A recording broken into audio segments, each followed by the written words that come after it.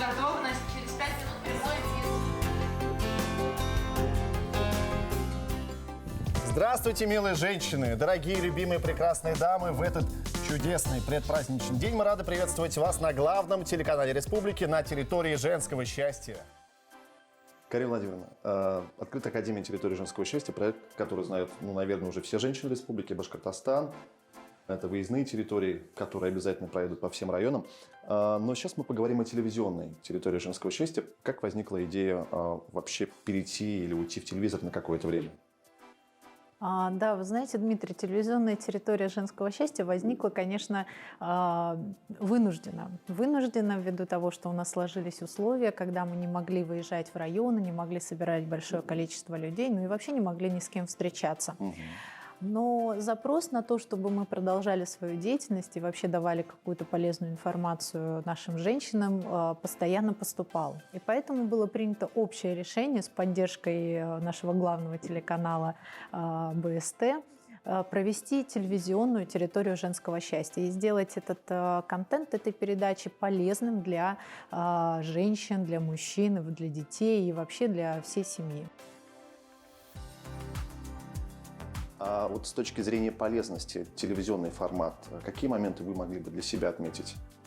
Самое главное, что здесь мы, конечно, не можем дать индивидуальную консультацию нашим телезрителям или проконсультировать по определенному какому-то заболеванию или какому-то направлению, которое им интересно, но в то же время мы имеем возможность пригласить очень хороших экспертов в студию и получить от них огромное количество полезных и нужных советов.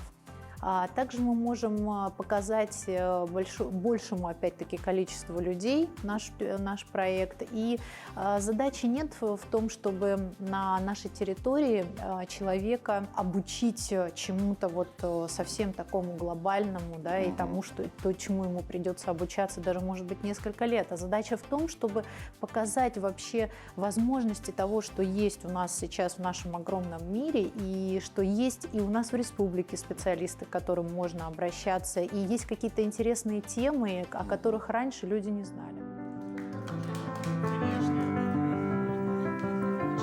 Ну, нравится или? Давайте вместе посмотрим. Продали 2 фуры. Так, зайдите в этой программе. Что происходит? Как будто крылья выросли. Я не хожу, я летаю. Такое ощущение легкости, даже вот не могу это описать. Я просто чувствую, что я совершенно другой человек. Все, жизнь с нуля, все сначала.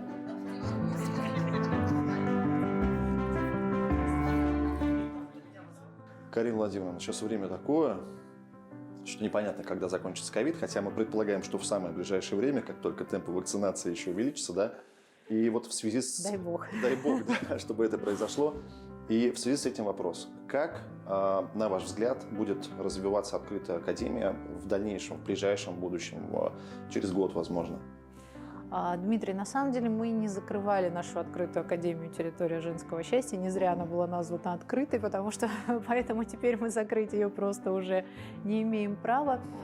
Мы продолжаем выезжать в районы. Конечно, мы придерживаемся всех рекомендаций по соблюдению мер безопасности. QR-коды, справки о перенесенном заболевании, либо справка о прививке недавно сделанной, либо проведенной. Это расстояние между людьми, количество людей на квадратный сантиметр и метр, да, площади.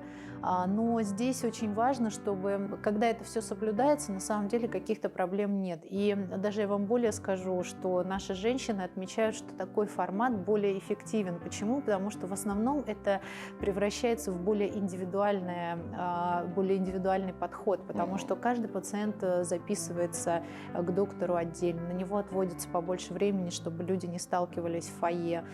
Также на каких-то общих лекциях или на тех же консультациях, тренингах присутствует меньше народу, и, соответственно, это получается более индивидуально и более адресно. Ну и у нас уже намечен план для дальнейших выездов. Планируется следующая территория женского счастья, это в Караидельском районе.